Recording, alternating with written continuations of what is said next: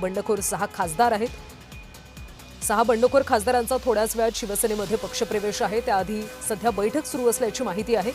या बैठकीमध्ये काय चर्चा होते, एकनाथ शिंदे या बंडखोर खासदारांना काही कानमंत्र देतात का, हे पाहावं लागेल.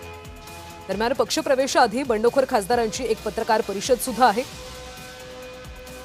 यामध्ये फुटीची कारणं हे खासदार सांगतील अशी अपेक्षा आहे. खरं तर गेल्या काही दिवसांपासून खासदारांकडून सातत्यानं सांगितलं जातंय मतदारसंघामध्ये विकास कामांसाठी निधी मिळत नाही, सोबतच ठाकरेंसोबतचा संवादाचा अभाव या सगळ्या कारणामुळे आम्ही शिवसेनेत प्रवेश करत आहोत असं खासदारांकडून सातत्यानं सांगितलं जातंय. आणि हे खासदार यांनी अगदी दिल्ली, त्यानंतर देहरादून, जयपूर, तिरुपती असा सगळा प्रवास करून काही वेळापूर्वीच ते मुंबईमध्ये दाखल झालेत. Y+ सुरक्षेमध्ये मुंबईत दाखल झालेत. नंदनवन या निवासस्थानी सध्या 6 बंडखोर खासदार आहेत. एकनाथ शिंदे सुद्धा त्याच ठिकाणी आहेत. या सगळ्यांमध्ये सध्या चर्चा सुरू आहे, बैठक सुरू आहे.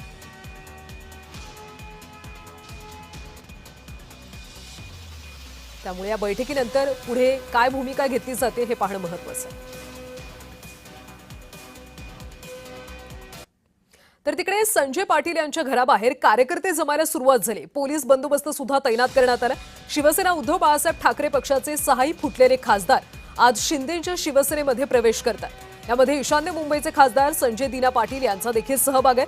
काल उद्धव ठाकरे यांनी ईशान्य मुंबईमध्ये दौरा करून इथल्या शिवसैनिकांना फुटीबाबत मार्गदर्शन केलं होतं. मात्र याला आता शिंदेंकडून उत्तर देण्यात येईल. संजय पाटील यांच्या घराबाहेर कार्यकर्ते जमायला सुरुवात झाली असून पोलीस बंदोबस्त देखील तैनात करण्यात आला. आणि याचा आढावा घेतला आमचे प्रतिनिधी अविनाश माने. ऑपरेशन टायगर हे कुठेतरी आता सक्सेस होताना पाहायला मिळत आहे. तर पहिला आज मुंबई दुपारी 3 वाजता जे 6 खासदार जे आहेत शिवसेना ठाकरे गटाचे फुटले ते 6 खासदार जे आहेत ते त्यांचा दुपारी 3 वाजता मुंबईमध्ये जो आहे तो शिवसेना शिंदे पक्षामध्ये खरं तर पक्षप्रवेश होणार आहे. मी सध्या ईशान्य मुंबईचे खासदार असलेले संजय दीना पाटील यांच्या या निवासस्थानी आहे. जे मांडूचं निवासस्थान आहे, त्यांच्या निवासस्थानीची परिस्थिती जर सध्याची पाहिली तर या ठिकाणी संजय दीना पाटील यांचा एक बॅनर फलक पाहू शकतो, त्याने मशालीचं चिन्ह आहे.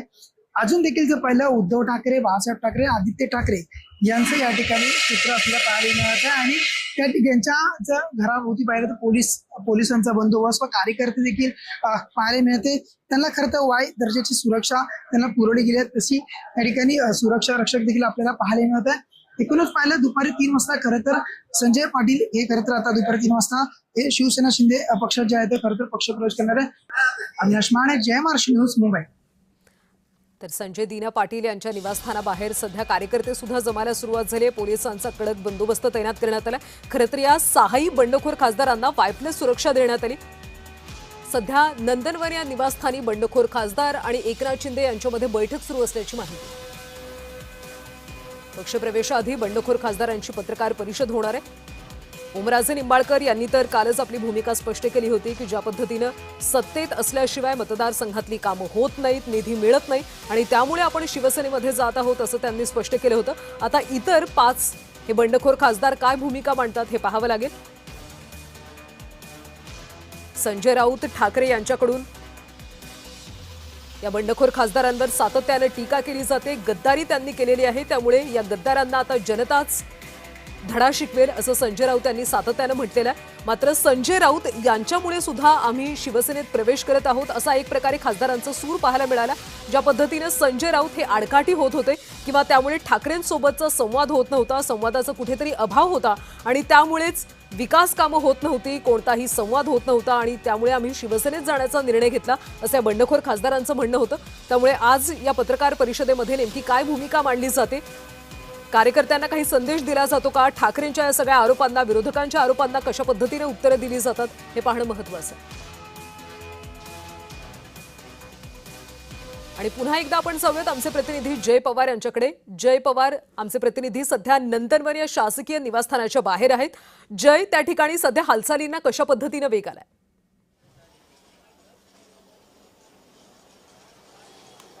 नक्कीच आपण पाहतोय की जी चर्चा ही ऑपरेशन टायगरची होती आता याला कुठेतरी पूर्णविराम लागण्याची शक्यता ही दाटपणे वर्तवली जात आहे. कारण या ठिकाणी आता नंदनवन या निवासस्थानाबाहेर आपण आहोत. एकनाथ शिंदे यांच्या माध्यमातून सर्वच खासदारांसोबत जी बैठक आहे ही आता आयोजित करण्यात आलेली आहे आणि गेल्या 20 मिनिटांपासून आपण पाहिलं तर नंदनवन या ठिकाणीच जी बैठक आहे ही या खासदारांसोबत सुरू असल्याची पाहायला मिळते. सर्वप्रथम जे 4 खासदार हे दिल्लीतून मुंबईत दाखल झाले हे या ठिकाणी नंदनवन या ठिकाणी पोहोचले. त्यानंतर एकनाथ शिंदे यांच्यासोबतच आपण पाहिलं तर ओमराजे निंबाळकर असतील, त्यासोबतच संजय दिना पाटील हे सुद्धा या निवासस्थानी पोहोचले. त्यामुळे एकूणच बैठक ही गेल्या 20 मिनिटांपासून या ठिकाणी सुरू आहे आणि यामध्ये नेमकं एकनाथ शिंदे हे त्या सर्व खासदारांना काय मार्गदर्शन करतील याकडेच सर्वांचं लक्ष लागलं. त्यासोबतच आपण पाहिलं तर एकनाथ शिंदे यांच्यानंतर नरेश म्हस्के असतील किंवा माजी खासदार राहुल शेवाळे हे सुद्धा या ठिकाणी नंदनवन या निवासस्थानी पोहोचले आहेत.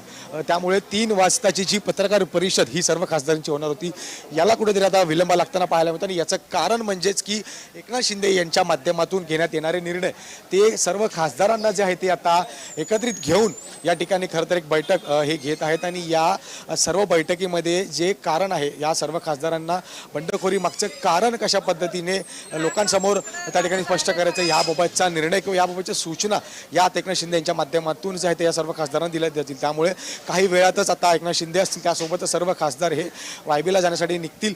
मात्र यापूर्वीची ही बैठक जर आपण पाहिली तर गेल्या 20 मिनिटांपासून सुरू असलेली बैठक अतिशय महत्त्वपूर्ण मानली जाते आणि त्यामुळेच आता ऑपरेशन टायगरच्या चर्चेला पूर्णविराम लागतो का हे सुद्धा पाहणं तितकंच महत्त्वाचं राहणार आणि त्यामुळे त्यासोबतच या बैठकीमध्ये नेमकी काय चर्चा होते आणि पत्रकार परिषदेत हे सगळे खासदार काय भूमिका मांडतात हे पाहणं महत्त्वाचं आहे. धन्यवाद दिलेल्या सविस्तर माहितीबद्दल.